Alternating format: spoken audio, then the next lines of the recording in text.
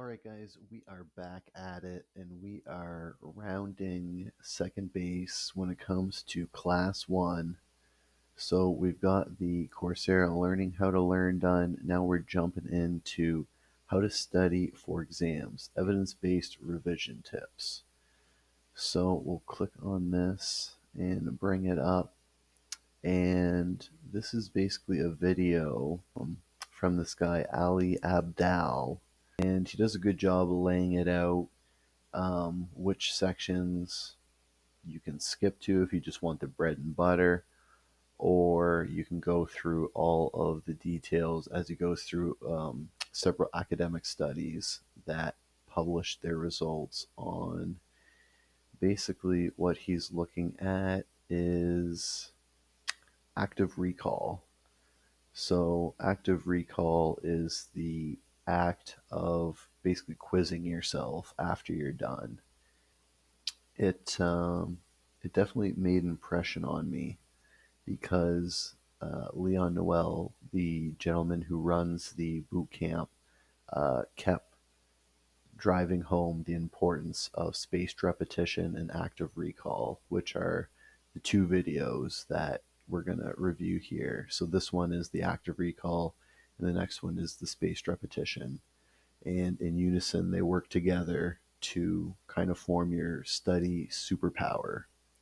So it makes sense to start class one with orientating your mindset towards the proper way to study because you're about to take in a ton of information. And if your fundamentals for studying are off, then you're going to be basically hitting your head against the wall and wasting a lot of energy. So it makes sense to start off with these videos. Now I'm going to dive into this one, get a refresh, and then I'll check back in and let you know what I found out. All right, so I just finished the video, How to Study for Exams, Evidence-Based Revision Tips by Ali Abdal. And it's a pretty useful video. It kind of breaks a lot of stereotypes about preconceived notions of effective ways to study, even just your natural inclinations on how to study. The three kind of big fallacies when it comes to studying is rereading, highlighting, and summarizing note taking, which kind of makes sense. If you think of studious people, these are the things that you kind of think they do in order to study. But what does work, according to Ali, is active recall. So there's a couple different terms for it: active retrieval, practice testing. Active recall is basically using your mental power in order to retrieve information that's been stored within it.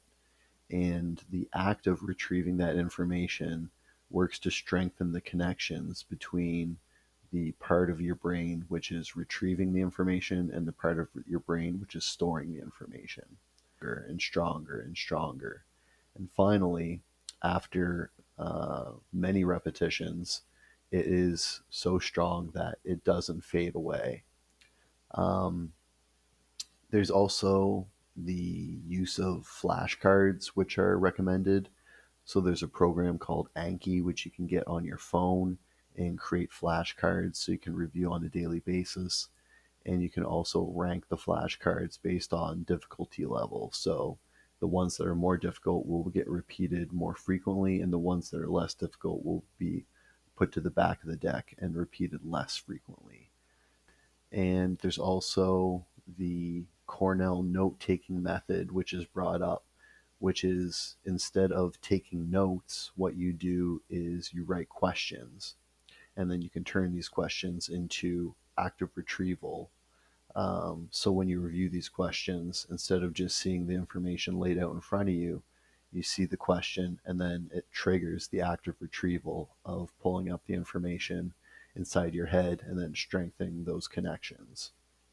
So overall, I think this video has a lot of good material in it, and it almost orientates you away from the preconceived notions of what good studying is and points you in the right direction, which makes a lot of sense doing this on class one, as we're about to dive into a lot of information, and all that effort being put in will be better directed if you've got solid fundamentals in terms of your studying habits and techniques. So definitely really like this video. I'd recommend it to anyone who's getting into studying anything at any point in their lives. It's good fundamentals, and I'm really glad I watched it. So you should definitely check it out if you haven't yet. So on to the next one.